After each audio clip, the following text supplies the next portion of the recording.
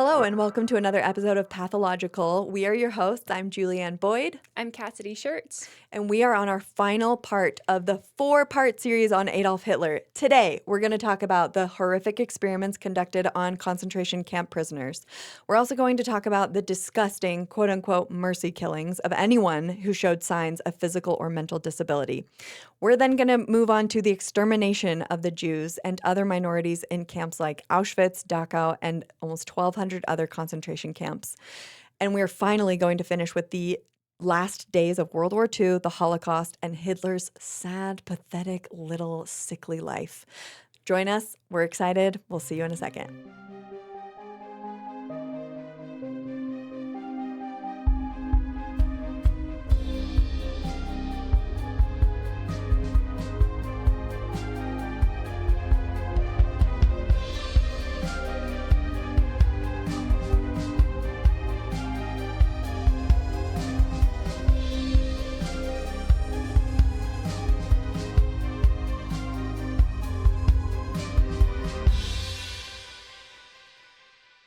Okay, we are jumping right into the fourth and final. I said final last time when it was the third part, but this is the real final part. I know. I was like, there's no way to edit that out. We decided to Just add in another part at the end. over it. Just forget about that, everybody. So Adolf Hitler. This is the final segment of our 4-part Adolf Hitler series that we've been doing. Yes. Cult leaders, dictators, demagogues, all of those really interest us. So I'm sure we'll do lots of series like this, like historical true crime. But this was our first one, and it's heavy. This episode, trigger warning for lots of heaviness, lots of killing, death, starvation, all of that. Yeah. Of men, women, and children. Yeah, seriously, every trigger warning you can think of needs to be put on this episode about the Holocaust. Yep. So. But it is absolutely worthy of study, and we should study these parts of history so that we can kind of analyze, dissect them, and figure out how to not allow society to repeat them. Yeah, so, exactly. We're going to start with Adolf Hitler's unhealthy obsession with health and wellness. He took it to such an unhealthy degree, and that is made manifest in a lot of the laws that he passes as the chancellor of the Nazi regime. Oh.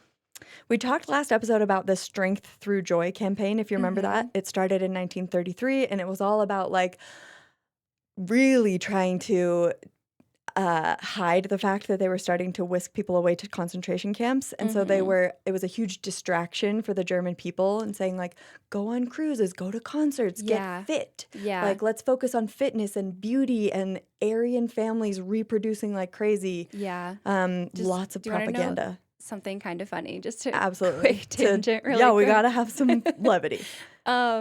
When I was looking up on Instagram just some things to repost about the Strength Through Joy, there's like so many just older women that have Instagram handles that are Strength Through Joy, or like a lot of people. I'm like, I don't think they know. I don't think you know what that means. What that means. I do not think that means what you think it means. Yeah, a lot of people had that as their Instagram handle. I'm like, I don't think these are like Nazi sympathizers. Right. I think these people. It's like a mom with her baked goods. It's like a Pinterest quote they saw. They're like, I love that. Oh my gosh. That's probably like something people have made into like a Pinterest quote. Yeah, probably. And, like, reposting on Instagram. I'm like, yikes. You're like, oh, geez. Someone should tell them. I know. I wonder if the more we dive into all of these, like, cult leaders and things, if we'll realize there are phrases we've been saying that are actually I was like, oh, yeah, yikes. Like campaigns from those horrible atrocities.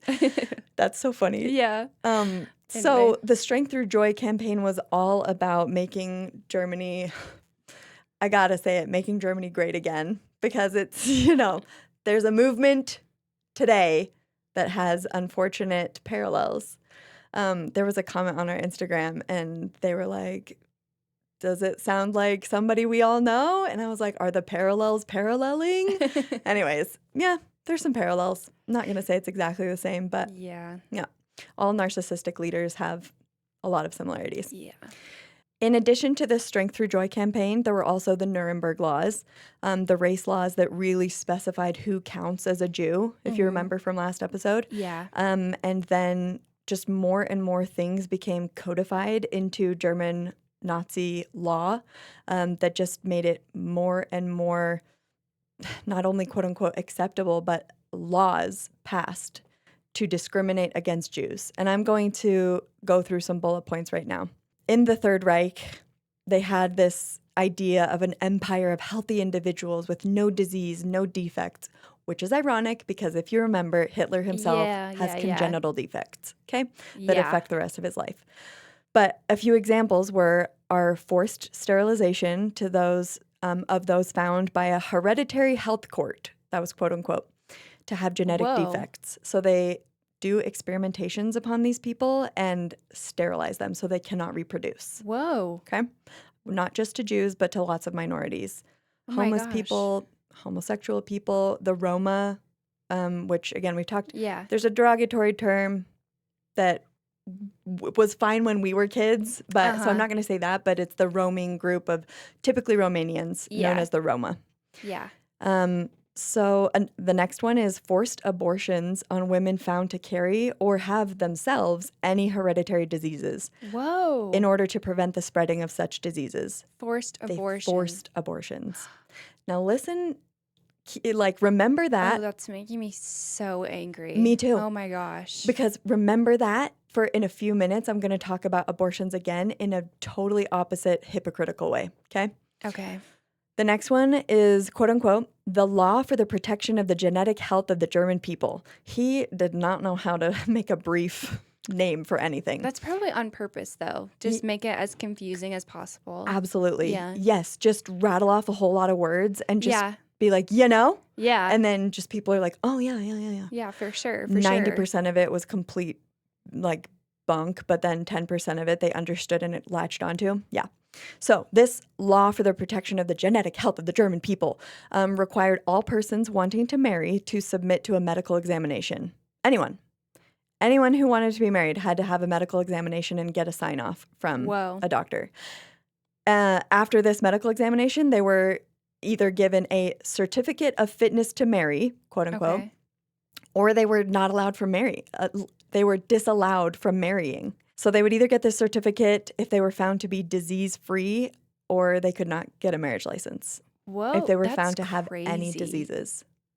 Like anything could qualify as Anything, any that's syndromes, any insane. genetic abnormalities. I mean, think about how like so many people. Like I feel like in the U.S., like so many people have We have like a lot of autoimmune diseases, diseases. which didn't exist nearly as rampantly know, but then, but I get what you're saying. just there's so many things Any that chronic could, illness. yeah, Yeah. that's crazy. Yeah.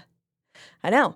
So this is called eugenics. This Yeah. is the systematic weeding out of diseases of anything considered quote unquote undesirable for the German people. I knew they did eugenics, but I didn't really think I have a about lot coming up on yeah, eugenics, like there's unfortunately. yeah.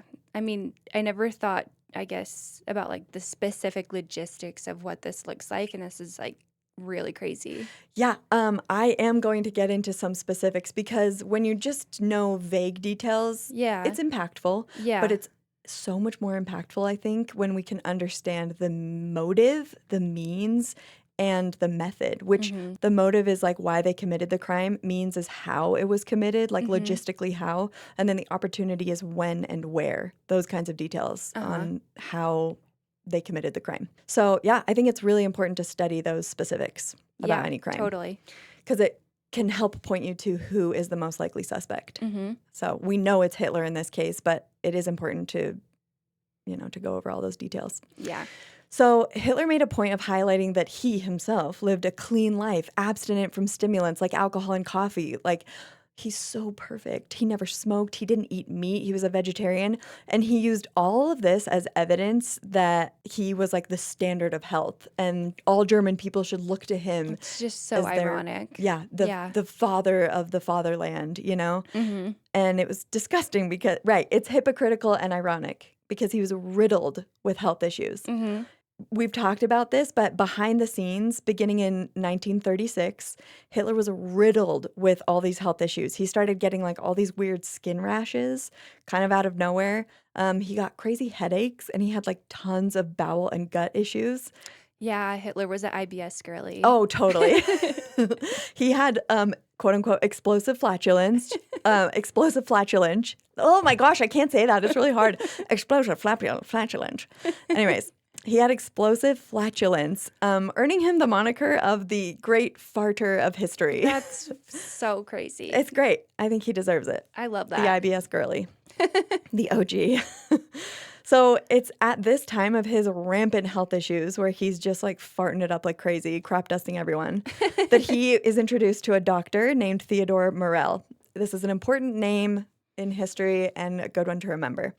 He's a German medical doctor, and his medical practices are seen as kind of uncouth, a little bizarre. But Hitler really liked him immediately. He was a quack? He was a total quack. And Hitler really liked him, and so he appointed him as his personal physician. Okay. Dr. Morell prescribed a daily regimen right from the jump of vitamins, probiotics. Like, it seems like a good, health regimen to be on. One of these probiotics was a yogurt that was prepared with an E. coli strain that was collected from the bowels of a Bulgarian peasant. A human? Yeah.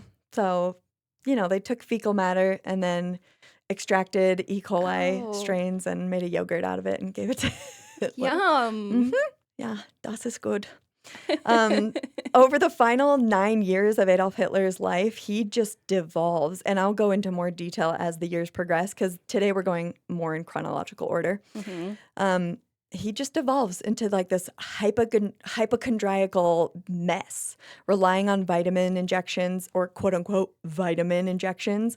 Gradually, he doesn't even know what's being put in these just cocktails of drugs that Dr. Morell is injecting him with. Basically, every morning, the routine is Dr. Morell says, "Hi, good morning, guten Tag," and injects him with whatever. And he just places complete trust in Dr. Morell. Missing even one daily injection would send him into a spiral. Adolf Hitler just had no cool. He could not be cool if he didn't get his morning injection. He was just incredibly disordered levels of anxiety about getting sick.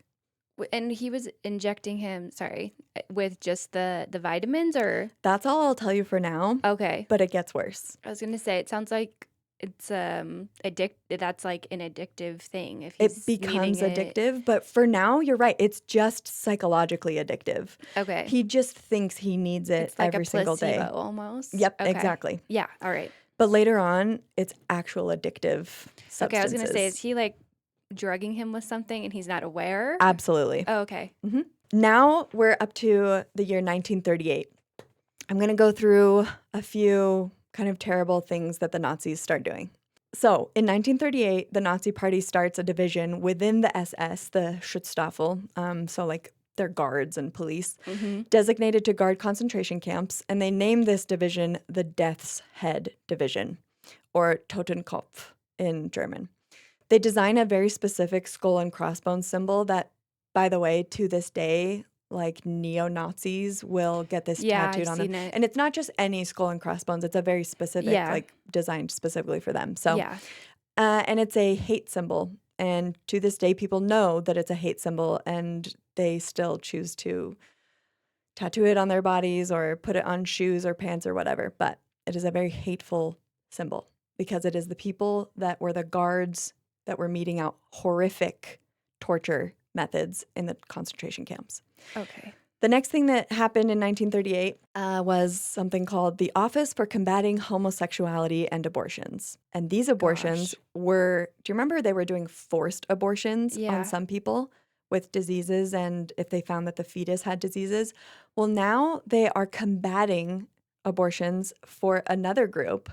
You want to hazard a guess who they did not want to ever have abortions? The Aryans? Yes. Yeah. They never wanted any Aryan women to have abortions. Perfect Aryan race. Yep. Okay. So this is where this got me really thinking. I was like, oh, family planning and like trying to eliminate all of this is just like so manipulative.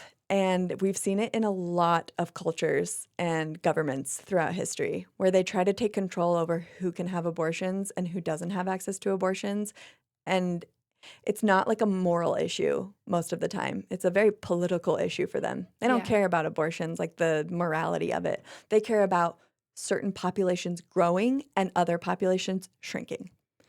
My view on abortion has fluctuated over the years, but from a moral standpoint, it depends on the story and the different details that I hear. And I feel like it's impossible to come up with one policy for an entire nation that encompasses every nuance, every single unique case. And it just feels like something that should not be the federal government's decision. It should be the decision of the parents, and therefore the consequences should be the parents to shoulder. So many people that have gone through voluntary abortions, like they live with that regret or just live with the pain of that for the rest of their life. Mm-hmm. Or they don't. And fine. It's their choice. I feel very strongly about this probably because I lived in China where the one-child policy was China's version of controlling the population, Yeah. and controlling not necessarily abortions per se, but they wanted to control the population. And this led to a massive uptick in abortions when people found out that they were having a girl. Because in China, parents Oh, go and live with their son almost immediately when he gets married. And when girls marry, they marry into a family and they kind of cease to belong to their original family, their parents. And so in China, they all want a boy. He carries on the family name, but also he cares for his parents as they're getting more elderly. And it's very common to live 3 generations in one home in China. And so, anyways, they passed this policy and it just resulted in orphanages being completely filled with girls and that's nobody really wanting girls. heartbreaking. Yeah. And Yeah. now it has ramifications that have lasted to today, where now the amount of women versus men in the dating pool is just completely skewed. Yeah. They have so many more men than women. And Mm. it's just caused 1,000 more issues. And it didn't ever really solve their overpopulation problem. So I have my own opinions that when a government tries to really involve itself in procreation, it's problematic. I'm going to go through some rapid fire, just in a rapid fire method, some policies that were imposed on Jews to remove more and more of their rights as we progressed through 1938 and 1939. Okay. Jewish doctors were now legally prohibited from practicing medicine. Okay, their practices were stripped from them, their titles were stripped from them. Jewish lawyers prohibited from practicing law. You no longer have any Jewish lawyers. The name Sarah was now required by law to be added as an additional first name to all Jewish women, and Whoa. Israel for What? men. And it was to Oh. be updated on all their legal documents, including passports, so that in the, just the flash of their passport, they could tell that's a Jew Oh my because the first name gosh. is Sarah or the man's first name is Israel. I've never heard that before. They also passed a law that Jewish passport books had to be stamped with a large red J on the front so that even Okay. quicker they could just see the front of the passport book without even opening it. They could tell this is a Jew. Okay, so this is their systematic method of identifying Jews really quickly. Yeah. Because you asked a great question last time, like how could they tell who was a Jew? Yeah. And so at first they came up with the 3 out of 4 grandparents are Jews, therefore that makes you a Jew. But that got too complicated to look into everyone's genealogy. And so they started Seems like you could systematically also requiring these things. falsify that information too. Yeah. So, Yeah, yeah. exactly. The Nazis started to force Jews to hand over all their gold and silver items to start robbing them of their wealth. Jews lost rights as tenants, and they were all relocated into Jewish ghettos instead of being able to rent or own homes. So having their homes completely taken away from them. The German Nazi regime put in a curfew. They put a curfew into place for only Jews. Jews in Germany were forbidden to be outdoors after 8 p.m. during the winter and after 9 p.m. during the summer. So they are like subjects of the Nazi regime. They are not citizens. They have fewer and fewer rights, and they're just treated as a giant inconvenience.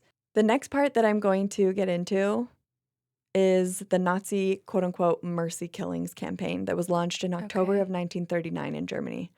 This is really heavy. We'll get into this in just a second. The Nazi quote-unquote mercy killings campaign launched in October of 1939 in Germany. Amid the turmoil of the outbreak of war, because remember, they bombed Poland and they were like, they did it first, or like pretended that Yeah. Poland bombed them, and then literally France and Britain were like, you're stupid, we know it was you. Yeah. And then they declared war on them. So now we're in World War II, officially. Hitler launched a campaign that he codenamed Action T4. It is known today as the Nazi euthanasia program. And no, it's not like the jokes that I heard all the time as a child because I grew up in China, therefore I was a youth in Asia. I heard that one all the time. I was like, huh, good one, you know? Have you ever heard people say that? No. Oh, you were a youth in Asia.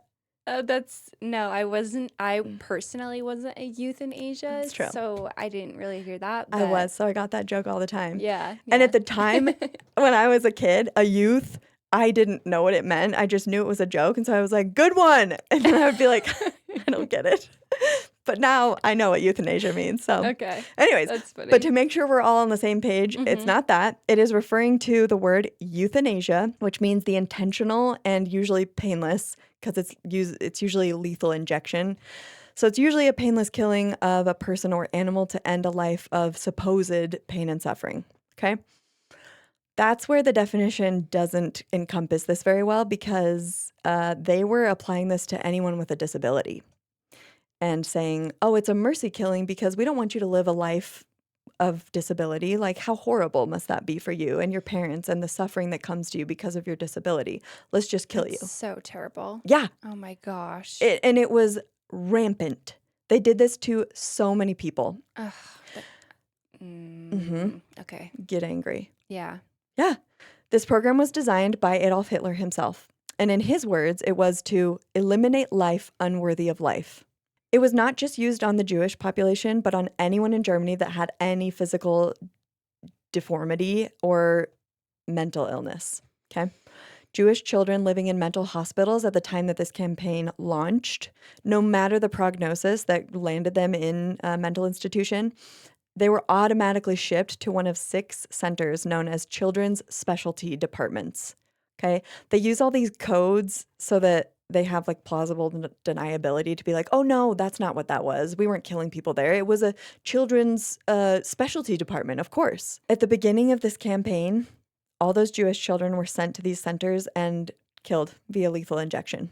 It's also at the beginning of this campaign that midwives and doctors are now required. And remember, they've gotten rid of any Jewish doctors and midwives and nurses. They can no longer legally practice medicine. That's insane. Mm-hmm.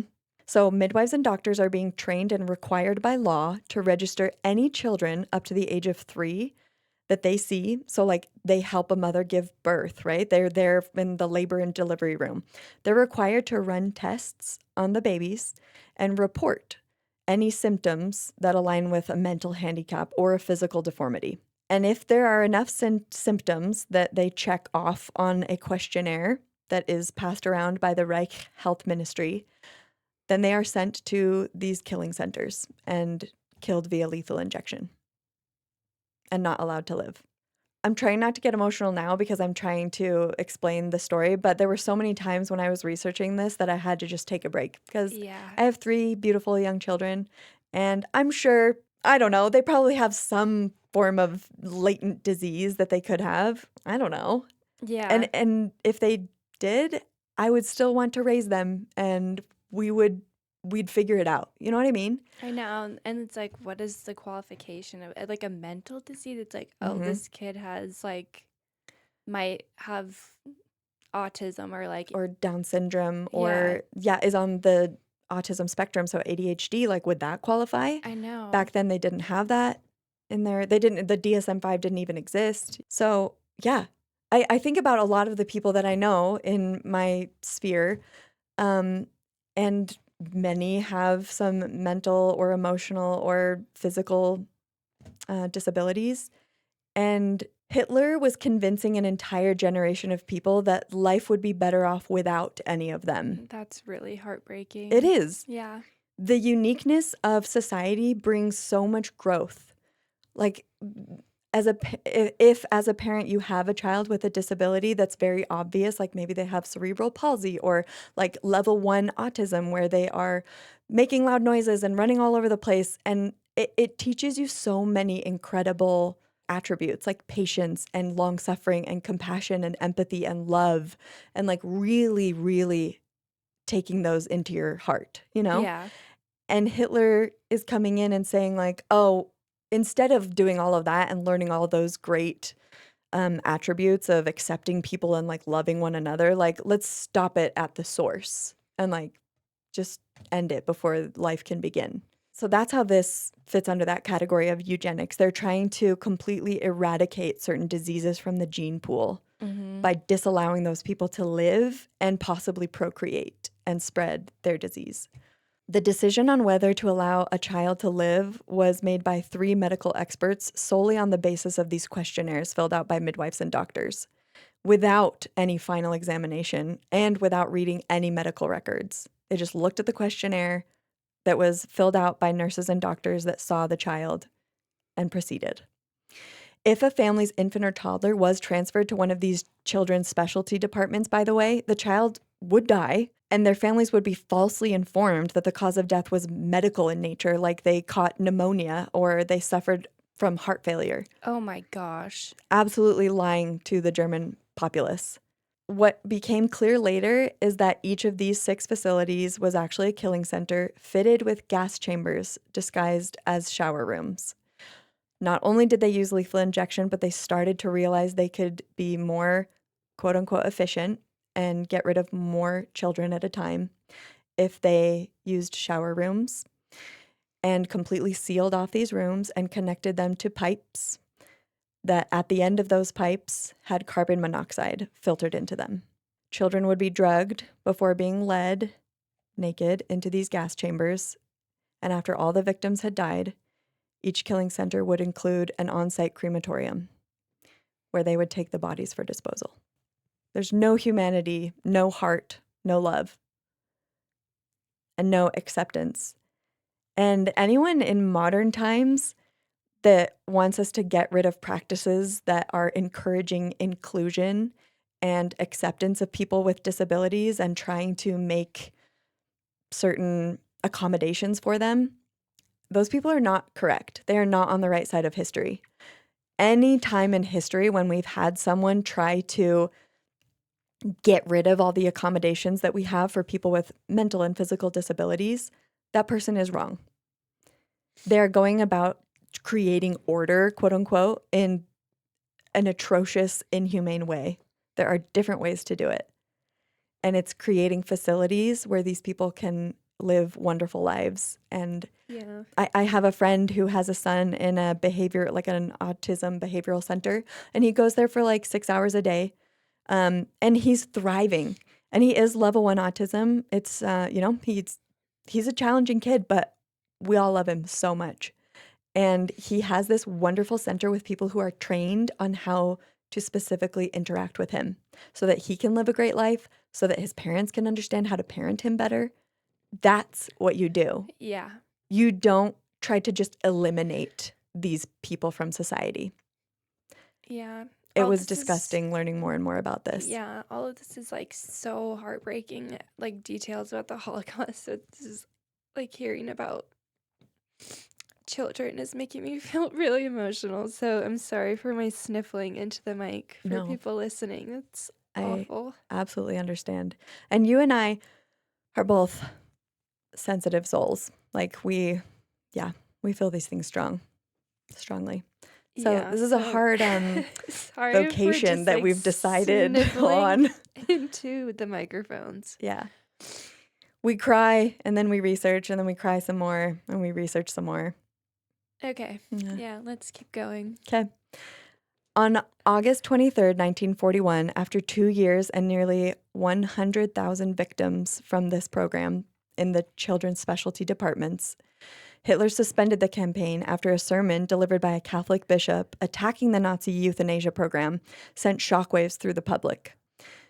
This was largely unknown to the populace, by the way. Remember, they did a very effective job of keeping the truth from people. And they had their Nazi propaganda newspaper that was doing all the reporting. No one else had newspapers that were circulating as prolifically. Yeah. And so they ran the flow of information. So nobody knew. And somehow information got to this Catholic bishop who attacked the Nazis, and they ended the practice at that point. However, they retaliated by beheading 3 of the parish priests who had distributed the sermon amongst the German people from the bishop. They left the bishop unharmed simply because they did not want to make him into a martyr. They didn't want him to gain that martyr saint Oh, status yeah. in his death. Yeah. The bishop very boldly, and like good on him for speaking out, he said, "Withdraw yourselves from Nazi influence, people of Germany, so that we may not be contaminated by their thinking and their ungodly behavior." Though the use of gas chambers at these euthanasia killing centers had come to an end, it was only the beginning of the Nazi regime's use of gas chambers.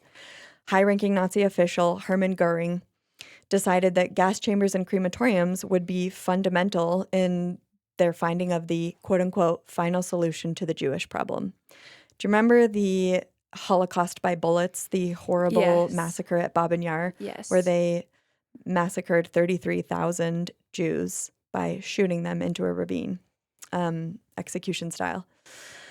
That was deemed to be an ineffective way to carry out the quote-unquote solution to the Jewish problem. And so these gas chambers gave Hermann Goering that idea of, okay, this is how we can do that.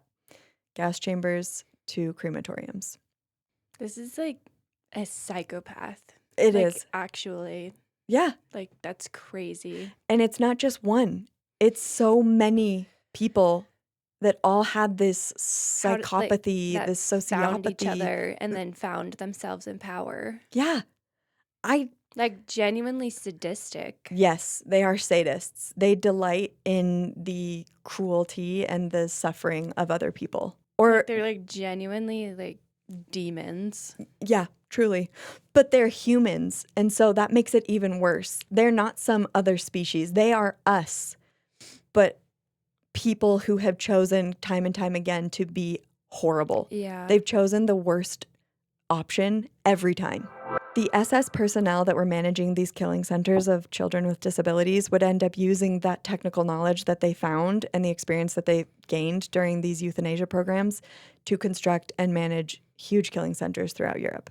In the Nazi propaganda newspaper called Der Stürmer, an article reads, "The time is near when a machine will go into motion which is going to prepare a grave for the world's criminal, Judah, from which there will be no resurrection."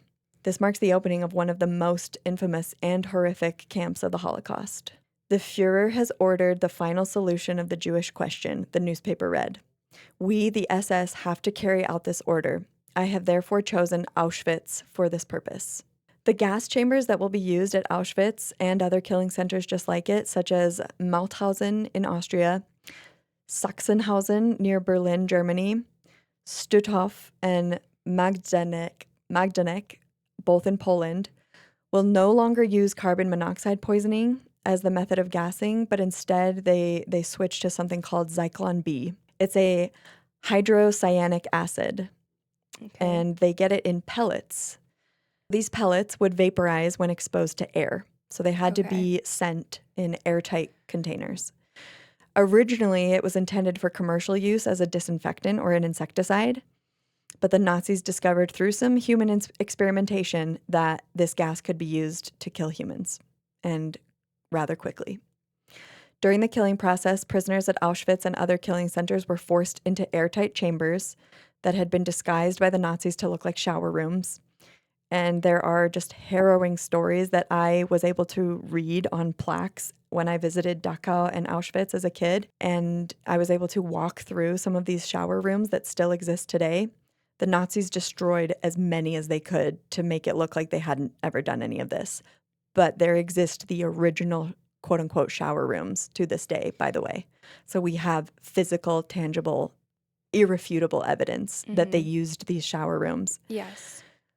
And what actually was happening is there would be holes or vents in the floor or the ceiling, and they would drop the pellets in, and the pellets would vaporize mixing with oxygen, and they would turn into a lethal gas that would kill everyone inside. When the pellets would vaporize, they would give off a noticeable odor that people compared to bitter-smelling almonds, and it would Okay. take somewhere between 30 seconds to 5 minutes for people to suffocate and die. The vapors would combine with the red blood cells and deprive their body of oxygen, so they were suffocating and going unconscious and dying from oxygen starvation. I remember walking through those gas chambers, like I said, when I was, I must have been like 16 or 17 because we lived in Switzerland when I was in high school. And like I've said in previous episodes, my parents were wonderful at educating us about the things that had happened in the countries where we lived. So when we visited these places, I just remember the horrible, I don't know, just feeling that came over me as we entered these and we were able to tour them and walk through these shower rooms. Many people sent to these concentration camps were actually told that they would get a shower to clean off before being clothed and then sent to their bunk room. But that's not what happened. They were escorted straight from the train into the gas chambers, just Mm-hmm. immediately disposed of.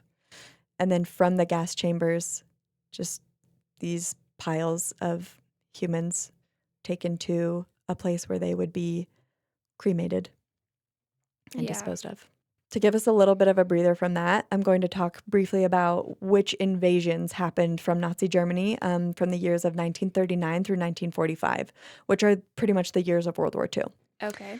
They invade and occupy parts of the following countries. And I think it would be helpful to have a map of all of these because it is such a massive geographical landmass. Yeah. Like they had so many Nazi troops and they were conquering tons and tons of places. What's the name of the word or like the phrase that they were using that they wanted more land? Oh, yes, the word is Lebensraum. It's the German concept of expansionism.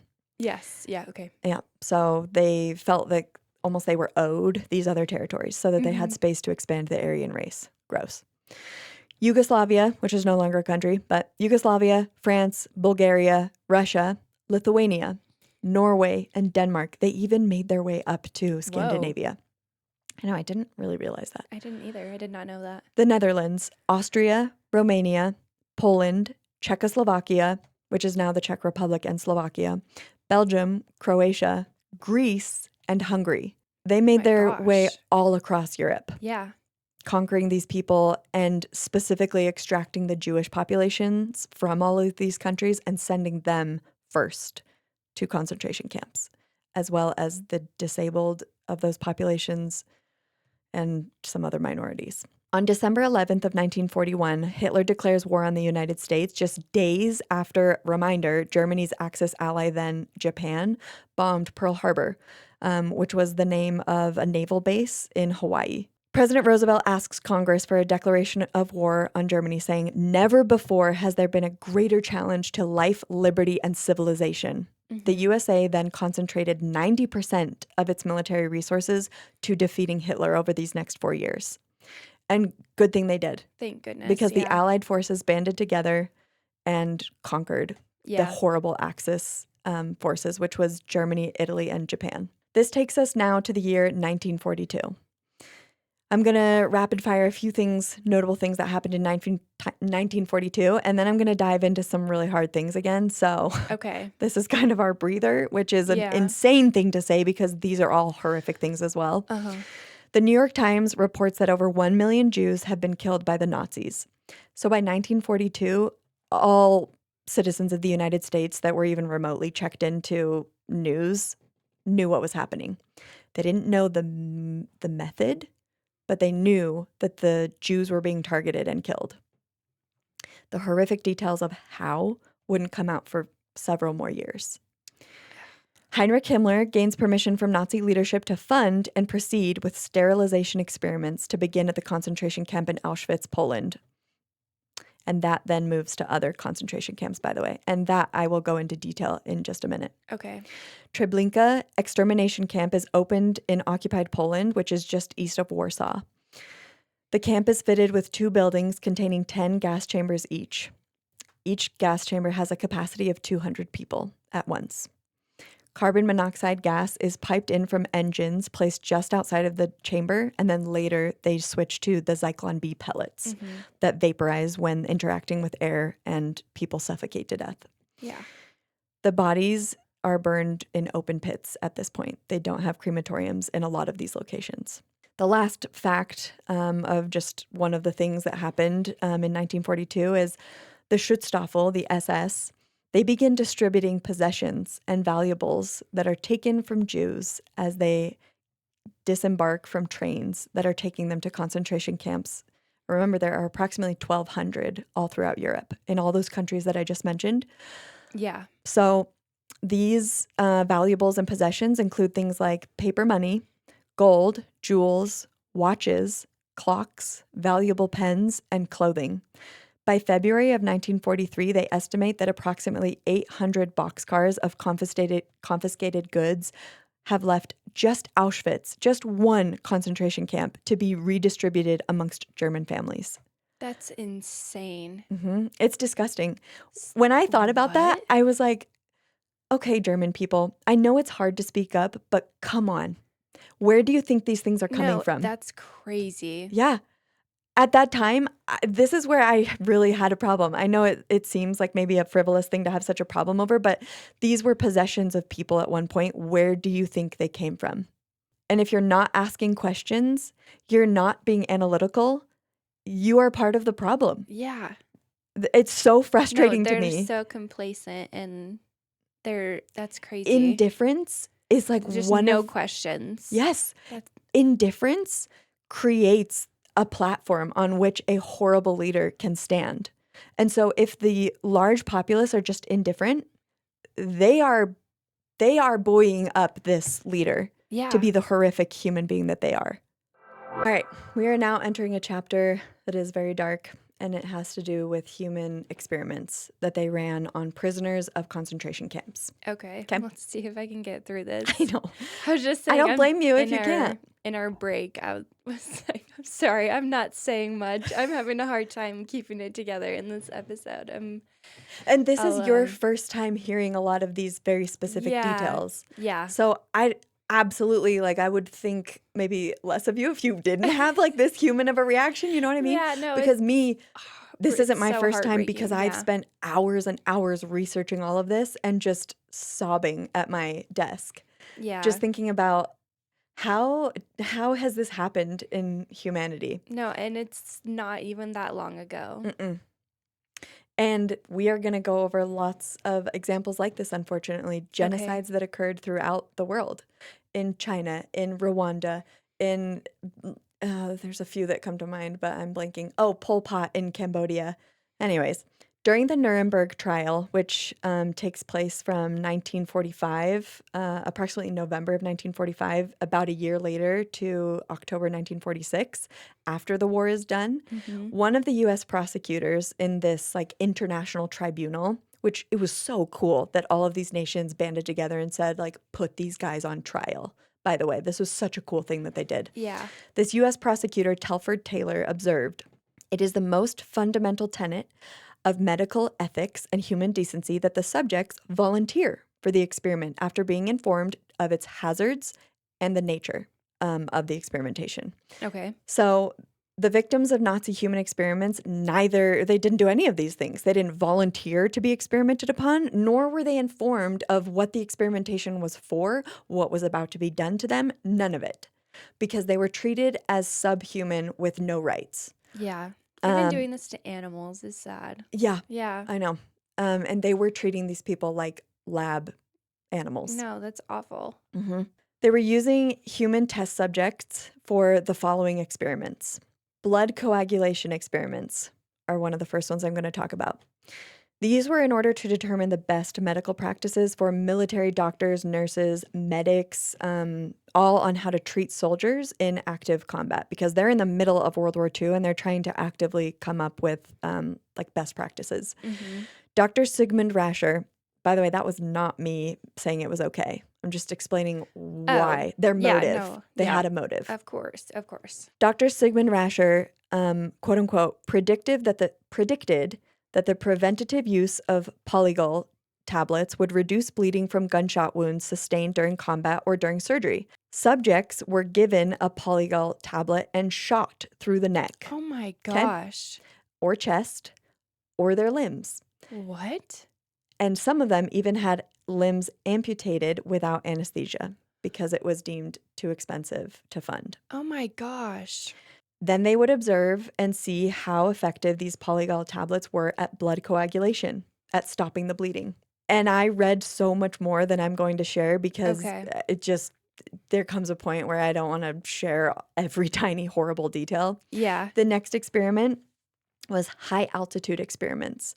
According to the book, The Nazi Doctors and the Nuremberg Code by George Annis and Michael Grodin, Sigmund Rascher asked Heinrich Himmler to place human subjects at his disposal, stating quite frankly that the experiments might prove fatal, but that previous tests made with monkeys had been unsatisfactory. The letter was answered by Rudolf Brandt, who was Himmler's assistant at the time, who informed Rascher that prisoners would be made readily available to them for their experimentation. That's crazy. The victims were locked in the chamber, the interior pressure of which was then lowered to a level corresponding to very high altitudes, and the pressure would be very quickly altered, allowing Rascher to stimulate the conditions which would be experienced if a pilot were to free fall from a high altitude without oxygen. The experiment was conducted on 200 Polish men and Soviet prisoners. 80 out of 200 subjects died immediately because of the experiment, and the rest were murdered. They just wanted to run all these random experiments to see, quote unquote, how to help their German militants and their German pilots Yeah. how to survive better. But it was at the expense of other human lives that they deemed completely worthless. You said like disposable. Mhm. They're completely disposable to them. Yes. That's And so evil. how they get to a place in their mind where they genuinely can think of someone as disposable, that comes from micro decision after micro decision to just not care about humans. The next experiment is the freezing experiments. According to a man named Robert Berger's book, Nazi Science, the Dachau Hypothermia Experiments, he says, the purpose of these experiments was to determine the best way of warming German pilots who had been forced down into the North Sea and suffered from hypothermia. Again, they're trying to figure out best practices for healing their own people when they've had horrible things happen during combat. But what they're doing is just completely inexcusable. Yeah. Rascher's victims were forced to remain outdoors, usually naked, in freezing weather for up to 14 hours, or kept in a tank of ice water for 3 hours, their pulse and internal temperature measured through a series of electrodes. Then they would warm the victims, attempting a few different methods, most usually unsuccessfully by immersing them in hot water. At least one witness, an assistant to one of these procedures, later testified that some of the victims were thrown directly into boiling water for rewarming and immediately died.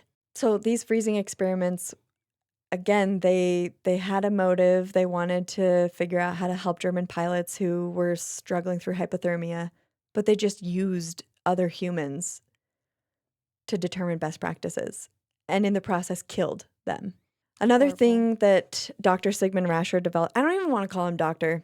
I'm just going to call him Sigmund. I don't know. Sigma. This, what does that even mean?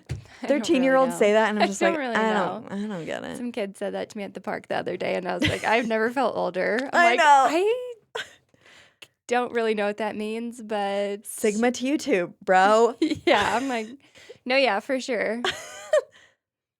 I don't- Are you making fun of me? I know. I actually don't know. I don't know. I think it's worse when you like play along. I do it all the time, and I make myself look so much dumber when I'm just like, yeah, Sigma. And they're like, oh my gosh, did you see what she just did? So chuggy, that millennial. Anyways, this idiot, Sigmund, very not Sigma, because I think Sigma means cool. Whatever, Oh, who knows? really? I Oh. don't know. Sigmund also developed cyanide capsules that, by the way, would later be used by high-ranking Nazi officials to commit suicide, which I've already like given this away, but that is one of the ways that Adolf Hitler takes his life at the end of World War II. Next, I'm going to rapid fire through other experiments that were conducted by this doctor and other doctors throughout many concentration camps. Okay. Infectious disease exposure and treatment. They would Oh my deliberately infect gosh. people. So it didn't matter man, woman, or child. They were infecting all age groups with typhus, malaria, tuberculosis, typhoid fever, yellow fever, and infectious hepatitis. And then they would experiment on how to remedy the disease, like cutting out their lymph nodes or letting them Ugh. bleed out or just ridiculous things. So At tons that of, point, it's like, what? How is any of this even based in medicine or science? Like the crazy things that they're experimenting. It really, I already said this, but it really just feels like an opportunity to like play out sadistic fantasies. fantasies I think almost. you're right. Like these were quote unquote doctors that were just Experimenting, but wannabe serial killers, yeah. and they had an endless supply of victims. And they've convinced themselves that these are It's for science. subhumans. Yeah, they're subhuman, and it's maybe like taking away some of the guilt that they would normally feel. Yeah, they're deluding themselves Yeah. into, oh, this is just the means to an end. They're horrific means, but it will justify the end because we will determine the best practices for ridding humanity of all these horrible diseases. And Yeah. yeah, you're right. Yeah, they just deluded themselves into thinking that this was even remotely okay. Yeah. They would also expose people to mustard gas and discover best practices for treating that. The mustard gas would inflict severe chemical burns on people. And so, even though many of the victims of the mustard gas experiments survived, they were severely disfigured, left with deformities on their skin. Next was making seawater drinkable, making What? potable seawater. So that was just a weird one. They would force camp prisoners to ingest only seawater for weeks at a time and kind of just like Okay. observe the effects, which were not good, but not Yeah. many people died from that one. Well, like in what situation is that happening? I don't know exactly. I think that was just some weird, twisted Yeah, no, experiment. that's what I mean. It's like, what do you mean this is what you're doing human Oh, I experiments with? think probably to determine like if pilots got stranded in the Yeah, ocean, could they but survive off of seawater? like I don't know. obviously not. Yeah. And That's that's where it's like, oh, they were just doing whatever they yeah, wanted no, and calling literally it just doing science. whatever. hmm They did twin research. So Dr. Joseph Mengele, often dubbed the Angel of Death, was accused of killing approximately 100 of the 582 children, all sets of Oh twins. no. And this is extra triggering for you because you have twins. Oh no. But he ran extensive tests on them. Some of them were just observational. And he just wanted to see, like, if I pinch this twin, does that twin feel it? Like stupid things. But the ones that they did kill were said to be by lethal injection and for the purpose of conducting autopsies on their brains and their bodies just to see the similarities between the two in a pair Oh of twins. no. The next one is sulfonamide experiments. So, sulfonamide is a synthetic antimicrobial agent, and it was used to treat subjects that had wounds inflicted upon them, and bacteria would then be introduced at the site of the wound. Bacteria included those present in strep, gangrene, and tetanus. So they're just creating wounds on prisoners' arms or legs Yeah. and introducing strep, gangrene, or tetanus. Researchers would then further aggravate the wounds by forcing wood shavings and Oh my ground gosh. glass sometimes into the wounds. Ugh. The last one I'm going to talk about right now is the experiments they did on homosexual men. A Danish endocrinologist named Carl Vernet developed an artificial male sex gland. It was a capsule that slowly released testosterone when it was implanted under the skin. Okay. Vernet got permission from Nazi officials to experiment on many of the prisoners by implanting these capsules in at least 10, so not very many, not a big subject group, thank goodness, but 10 homosexual male prisoners. 2 died from complications from the implantation surgery. Many homosexual men were also castrated while Oh imprisoned in my concentration gosh. camps. They were treated horrifically. It was all these minority groups that were just different And it was than like to make them not gay. Yeah, Or they were they thought, attempting that. okay. Yeah. Most victims died during these experiments, and those who survived often had either life-altering side effects or they were later murdered in the concentration camps, all as a part of these experiments that these Mm-hmm. Nazi doctors ran. I'm now going to move on to eugenics a little more specifically. I just want to make sure that we define our terms so everyone's on the same page. Eugenics is largely discredited, but it is a set of beliefs and practices that aim to quote unquote improve the genetic quality of a human population. Mm-hmm. Historically, eugenicists have attempted to alter the frequency of various human phenotypes by inhibiting the fertility of those considered quote unquote inferior, often through forced sterilization of the quote unquote inferior genes, those people possessing those, or promoting the procreation of those considered superior. So, exactly what the Nazis were doing, they were trying to encourage Aryan women and men to have just tons and tons of children. That's part of eugenics, okay? That would fall under that category. And then also forced abortions on people that were diseased themselves or had babies that showed signs of the disease. That's part of eugenics, trying to weed out disease, abnormalities, deformities from the gene pool. Mm-hmm. I want to say it one more time, like louder for the people in the back. When a country specifically asks certain groups of people to have more and more children, that is part of eugenics. So if they are highly encouraging, like affluent, white people, educated people to have more and more children, that's not okay either because they are specifically trying to increase a certain population whilst decreasing another population. Mm-hmm. In her book, Dark Chapter of American History, Krista Piotrowski writes that from March 1941 to January 1945, sterilization experiments were conducted at Auschwitz, Ravensbrück, and other places. The targets for sterilization primarily included the Jewish and Roma populations. These experiments were conducted by means of X-ray, surgery, and various drugs. It is estimated that the Nazi government sterilized 400,000 people as part of this compulsory sterilization program. I'm going to go over those three methods. Okay. Caustic injection sterilization is the first one. One prominent scientist in this domain is named Karl Klauberg. He would x-ray women to make sure that there were no obstructions to their ovaries. So first he's making sure that they're A-okay. And then over the course of 3 to 4 more x-ray sessions, he would inject these caustic substances into their uteruses without any anesthesia. And Oh it was my incredibly gosh. painful for Oh them. my gosh. Yep. They suffered permanent injuries and infections, and some of them died almost immediately, while 700 others were successfully sterilized. They were no longer able to procreate. They also tried using only x-rays and the radiation from x-rays as a form of sterilization. Okay. They would administer abdominal x-rays to women. That's where the uterus and ovaries are. And then they would, the x-rays would be put on the genitalia of men, all for abnormally prolonged periods of time in an attempt to sterilize them. After the experiment was complete, they surgically removed the reproductive organs Oh my of these men and gosh. women, often without anesthesia. Oh my gosh. Because they wanted to be able to analyze in their lab and determine whether or not the sterilization techniques were effective.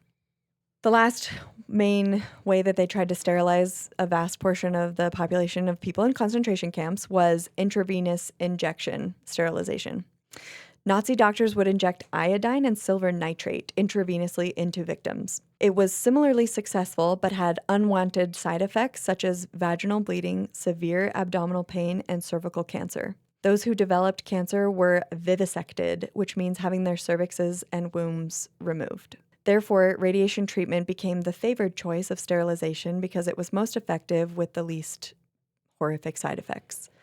Specific amounts of exposure to radiation would destroy a person's ability to produce ova or sperm, sometimes administered through deception. They wouldn't tell people what they were doing. They would just give them a prolonged x-ray. And so many of those victims suffered severe radiation burns in addition to becoming sterilized. Yeah. And now we're going to move on to a subject that is a little funner because it's all about how Hitler's health started to tank because he's a big dumb idiot and trusted a doctor that is a quack. Thank goodness. Yeah. Honestly, The start of Hitler's demise. yes, the British at one point wanted to assassinate Hitler, but they were like, oh, Dr. Morell's doing it for us and Yeah. slower and painful than we could ever do it. Like, go Dr. Morell! By 1943, Hitler is suffering almost daily from headaches, stomach cramps, double vision, and even tinnitus. Which, do you know what tinnitus is? Yeah, I think I had like a couple of weeks postpartum where I had tinnitus. I think it was like Gosh. from lack of sleep. Yeah, Tell I me which could pitch hear, was. I don't know, Which pitch had was a it? ringing in my ears for like Was it like 2 or super 3 high weeks. pitched? Yeah, Ugh.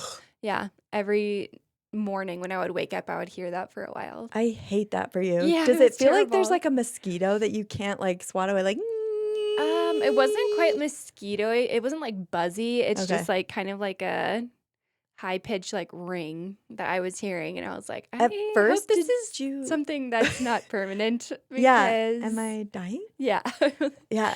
Did you at first, when it first came on, were you like looking around to kind of see like if it was coming from something?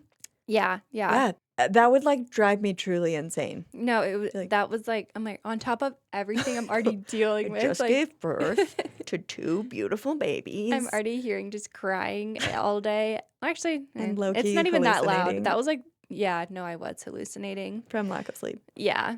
Sleep, man. It's so necessary. Mm-hmm. And Yep. Hitler wasn't getting any of it either. He had tinnitus. He had do you like the segue? yeah, I love that Hitler, yeah, no, that's good. I'm glad he wasn't sleeping. I'm Yeah. glad he always had a stomach ache. Yep. He started truly like devolving before people's very eyes. He had a secretary named Trudy Junge that claimed that Dr. Morell would go to wherever Hitler was in person each day and administer over 90 different vitamins, supplements, and drugs to Hitler Whoa. in these like cocktail injections. Okay. Okay. Dr. Morell is administering injections multiple times per day to Hitler at this point of a drug called Eucadel. Eucadel is oxycodone. Oh my gosh. It's an opioid. It's related to morphine and heroin. Uh-huh. And Dr. Morell injects this into Hitler as he starts feeling more pain, more stomach pain, and just the pain of the headaches. That's why he originally starts injecting Hitler with oxycodone. But of course, he becomes addicted, and after a while, he needs to up the dosage. And then a few weeks later, up the dosage again. And he becomes horribly addicted to this drug. Uh-huh. Dr. Morell is injecting Hitler also with cocaine. This mix of oxycodone, which is a downer, and cocaine, which is a stimulant, comes to be known as speedballing, and actually quite a few people in the Nazi leadership start to speedball. It's incredibly harsh on the body. It's Yeah, of requiring your body course. to simultaneously manage the opposing effects of 2 drugs. Mm-hmm. And so the wear and tear on their heart, the nervous system is just completely shot at all times. Like, I don't know if I should like be calm or like agitated. Mm-hmm. And so likely because of this, Adolf Hitler starts to become increasingly anxious over these next 2 years between 1943 and 1945. He becomes even more painfully sensitive to criticism, which he already was that way without drugs. Loser. Big time loser. He gradually just descends into extreme paranoia that everyone in his close circle of friends are trying to kill him. He starts having paranoia about the generals turning on him, all sorts of things. And Adolf Hitler, the self-proclaimed image of health that everyone should look to because of his like freedom from dependence on stimulants, is a drug addict, and he doesn't even know it. The side effects of years of drug abuse begin to manifest in uncontrollable trembling of Hitler's hands, especially his left hand, Mm-hmm. almost like Parkinson's. Yeah. He starts losing his train of thought mid-sentence, which postpartum me can relate. Same. Yeah. I can get everything up until the noun of a sentence, and then I'm just like done for. I'm like, hey, can you go grab me I'm sure it's so fun to talk to me. Anyways, so that's him. And he also is uncontrollably drooling and dribbling foods down his clothing. So people in his close circle are like, what's happening to Hitler? I'm Mhm. glad just everything bad that can happen I is happening to know. Hitler. Like, go Dr. Morell. Theodore Morell, you did the world a huge service by drugging Hitler without his knowledge. Go Dr. Morell. Now I'm going to read some notable headlines that happened in 1943 because we are nearing the close of World War II, but this is also where just more and more atrocities are happening at a faster rate. Okay. Okay. February 2nd, 1943, Germans surrender to Russian troops in Stalingrad, at which point this actually marks the first big defeat of Hitler's armies. So this is kind of a positive one. It's the beginning of the turning of the tides. Germany has just been this unbeatable, just monolith, just taking over all of the countries surrounding them. And finally, on February 2nd, 1943, the Allied forces start to take control back from the Axis powers of Germany, Italy, and Japan. Okay. March 1st, 1943, in New York, American Jews hold a mass rally in Madison Square Garden to pressure the U.S. government to become more involved in the war and into helping the Jews of Europe escape. Unfortunately, it doesn't have like incredible effects, but the U.S. is already sending a lot of military support to fight in the war. Okay. June 25th, 1943, newly built gas chambers in Auschwitz mean that across 4 crematoriums, Auschwitz is now capable of burning 4,756 people per day. By October of 1943, exterminations actually cease in Sobibor after over 250,000 deaths and cremations. All traces of the death camp are removed and trees are planted in that space because something had to be done to start hiding these concentration and extermination camps because they could see the writing on the wall. And a lot of the generals started to realize, like, we're not going to win this. We are going to be defeated. But Hitler is not on board with any of that. Ever delusional. He will not admit to any of that. Heinrich Himmler delivers an infamously hateful speech to the Schutzstaffel, the SS group leaders in Posen, which is an occupied section of Poland. In October of 1943, he says, and this is horrifying, "Whether the other races live in comfort or perish in hunger interests me only so far as we need them as slaves for our culture. Apart from that, it doesn't interest me. Whether or not 10,000 Russian women collapse from exhaustion while digging a tank ditch interests me only insofar as the tank ditch gets completed for Germany. We have the moral right. We have a duty to our people to destroy this people that wanted to destroy us. Altogether, however, we can say that we have fulfilled this most difficult duty for the love of our people, and our spirit, our soul, and our character has not suffered injury from it."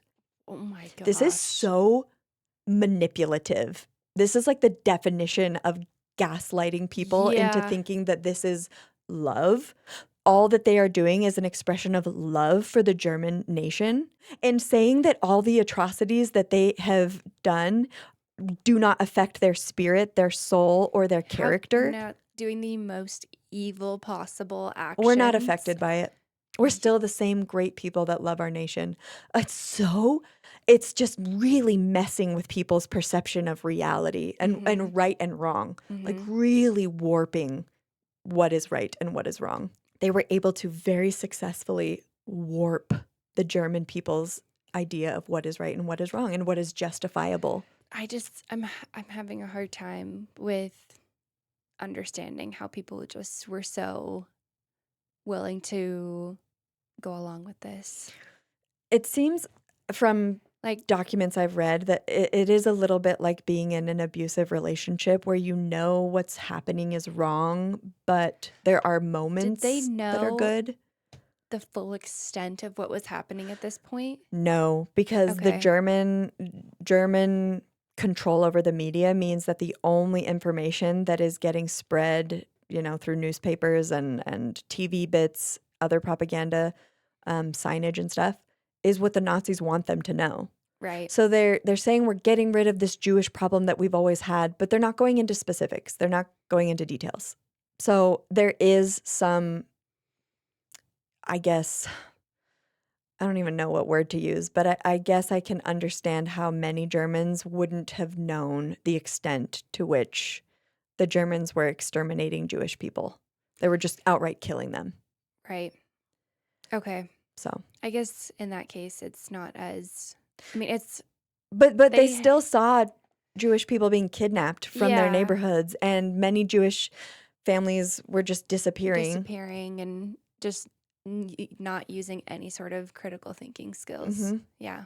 Yeah. And remember, there are good people everywhere. And so there were German families that were protecting Jewish people so that they would not be captured. Like Mm-hmm. Anne Frank Yeah. was living In the attics. in Yeah. the attic of a German family, a German non-Jewish family. Yeah.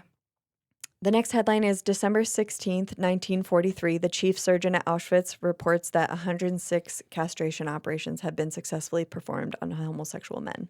June 12th, 1944, the Nazis kidnapped 40,000 Polish children ages 10 to 14 as slave labor for the Reich. By summer of 1944, Auschwitz and Birkenau concentration camps record their highest ever daily numbers of persons gassed and burned at just over 9,000 people per day. Six Per huge day. mhm. Oh my gosh. Okay. 6 huge pits are used to burn the bodies because it exceeds the number that they're able to cremate in a day. By October of 1944, the last transport of Jews to be gassed ever at Auschwitz takes place with 2,000 men, women, and children. And the final use of the gas chamber at Auschwitz happens 2 days later on October 30th of 1944. The final months of World War II, that's what we're diving into now. Mm-hmm. These are the final months of World War II, the Holocaust, and Hitler's sad, sad little life. Now we're going to jump into the final months of World War II, the Holocaust, and Adolf Hitler's sad waste of life. Okay?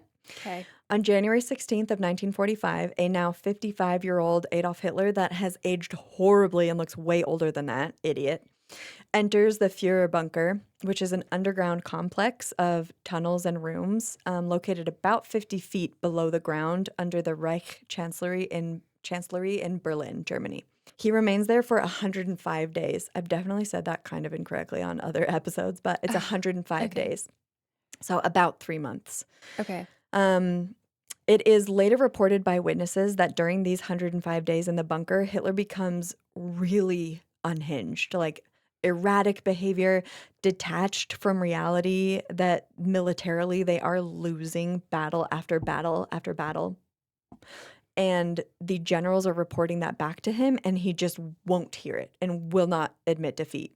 So he's got this like delusional optimism almost, which fuels his refusal to retreat. Okay.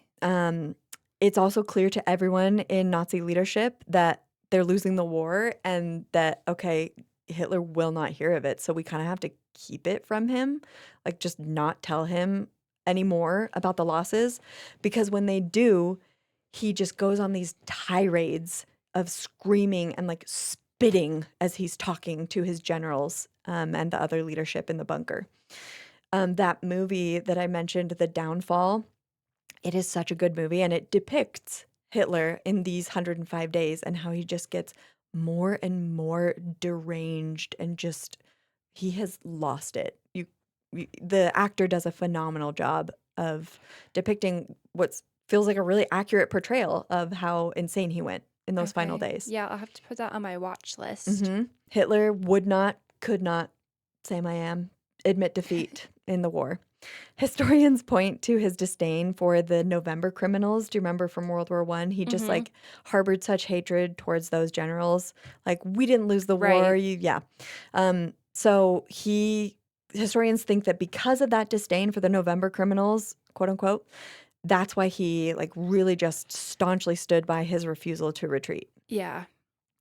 But it's really at this point like a Foregone conclusion. Suicide mission that he's continuing to send people on. Yeah.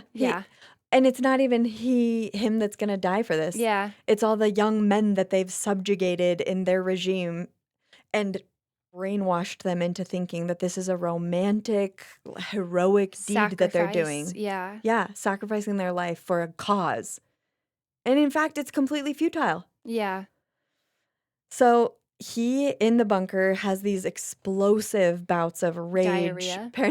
Hopefully. Yeah. He issues like impossible orders to the military generals. And in the movie, The Downfall, they kind of just like shoot glances across the table to each other, hoping that Hitler won't catch them. And are just like, is he for real? Like, what? Are we doing this? Like, he's insane. He makes all these crazy strategic mistakes. He's demanding untested loyalty and fidelity to him as their leader. And the Reich that he's tried to build is just collapsing around them. And here's why. Hitler's health starts deteriorating in a way it hasn't until now, even though Okay. it's deteriorated horribly. Yeah. But now the pharmaceutical plant that was making Eucadol, the oxycodone that Dr. Morell was using to inject Adolf Hitler with now multiple times per day, gets bombed by the British. And so his access is cut off. Okay. Dr. Morell writes in his diary that he has his assistants speed around on motorbikes through a now bombed out Berlin. Like, this is a just, epicenter of war. They can hardly make their way around the rubble, and they're going from pharmacy to pharmacy, just walking in and seeing if they can find any Eucadol. And they can't. There is none to be found. They return empty-handed to the bunker, and Dr. Morell knows that it's over. He's going to have crazy withdrawals Yeah. from the drugs that I've had him on. Yeah. They also can't source cocaine. So he's now going through withdrawals. When those assistants arrive empty-handed at the bunker, Dr. Morell is actually forced to finally admit to Hitler that, hey, I've been injecting you with these drugs, all to help you. Of course, he's like, how terrifying would that be to have to tell Hitler, this Oof. rage like monster? Yeah. She's like, I don't have the stuff you need. Yeah. And by the way, you're a drug addict to oxycodone and cocaine. Yikes. So yeah, he expels him from the bunker. He's like, go die. Because they're under the constant threat of bombings from the Soviet Red Army. And this is a stupid amount of luck, but Dr. Morell is able to catch the last plane out of Berlin before it gets completely decimated. Oh my gosh. So He survived. he survived. That's crazy. At this same time, he's hiding like a coward under Berlin in a bunker. On January 27th of 1945, Russian troops liberate Auschwitz. By this time, an estimated 2 million persons, including 1.5 million Jews, have been murdered. Soviet Red Army troops collect and send photographs and video coverage from the camp that give the world its first look at the atrocities and how they happened. The gas chambers, the crematoriums, the killing pits, the burial pits. It is at this time that the world finally sees what's been happening in secret. The tragic irony in all of this is that the very man who promised Germany that they would become this great nation that the world would look to, and then they would take over the world and it would be for everyone's betterment, he leads Germany into its darkest days, just bit by bit, poisoning the German population into thinking that he's this savior that has come to change their fortunes. Millions dead, cities destroyed, the entire continent, truly, of Europe left devastated. Yeah.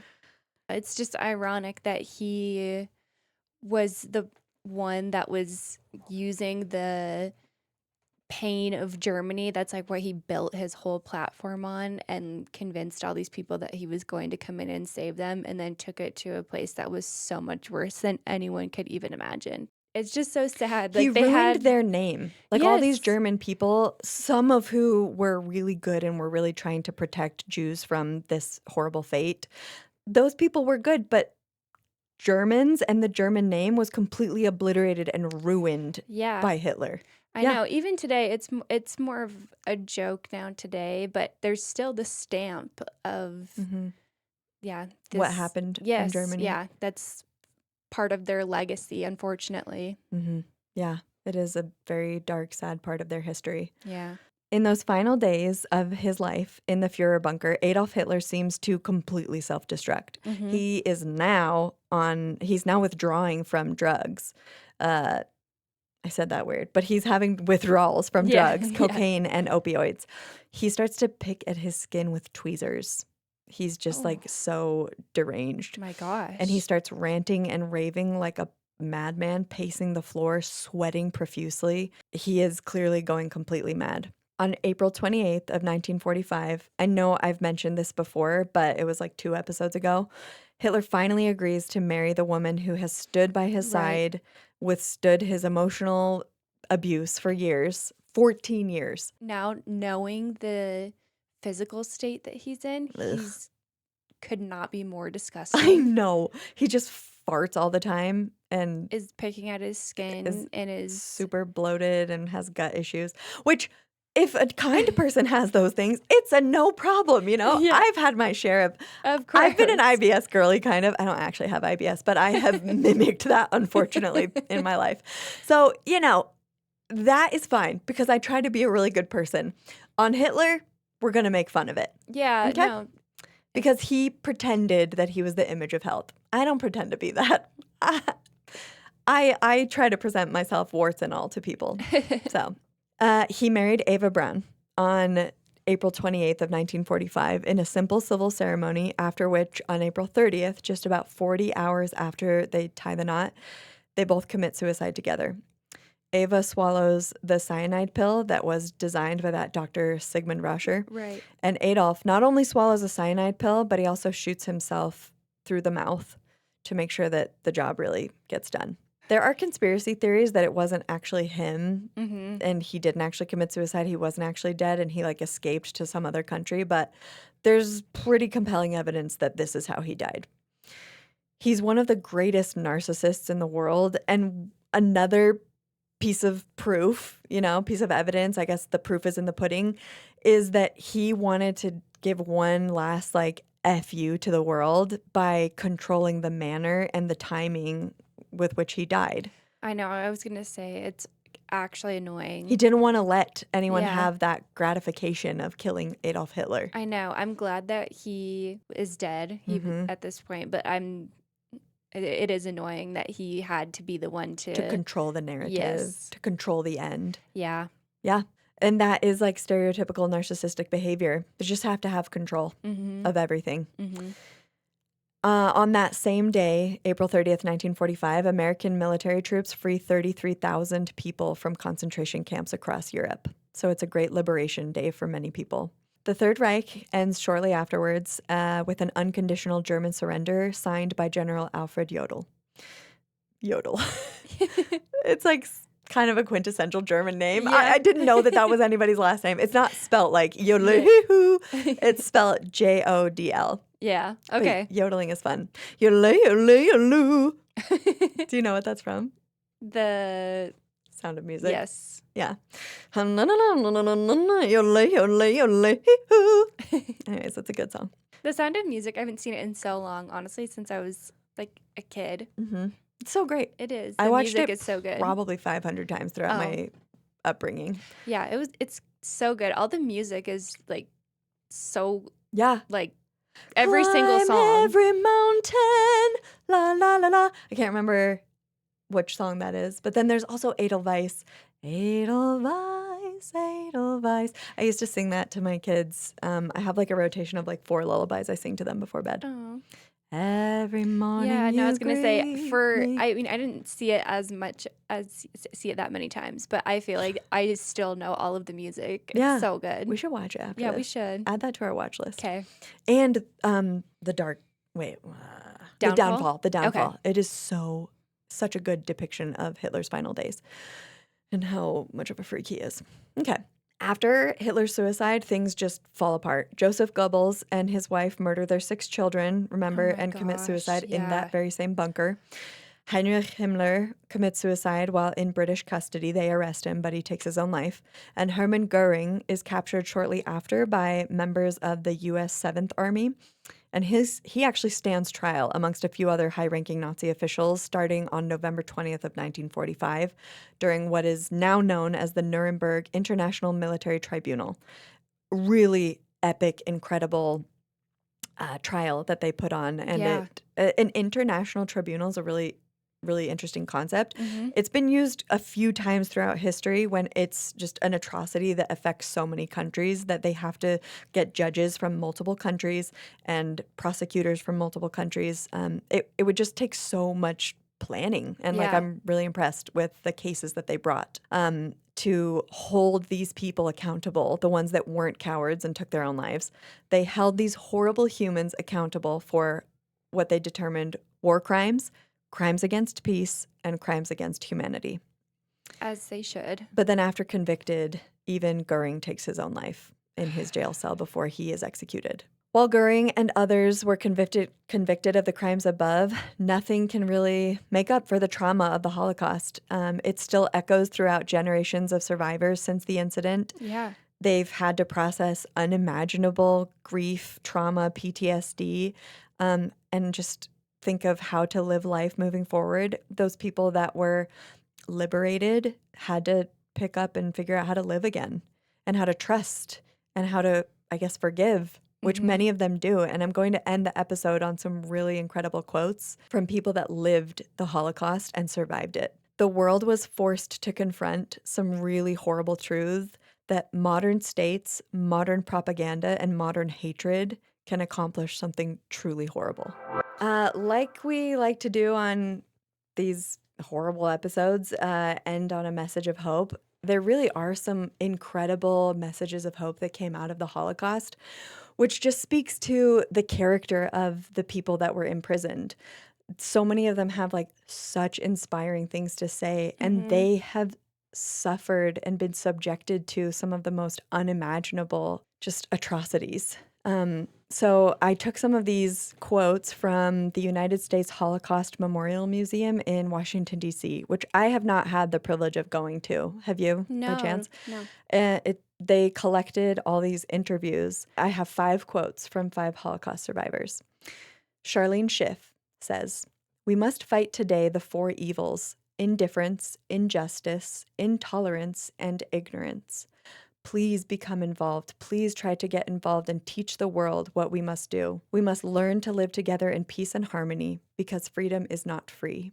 The next one is Holocaust survivor Susan Taub. She says, "Speak up. Do not allow forces of hate to spread through your country.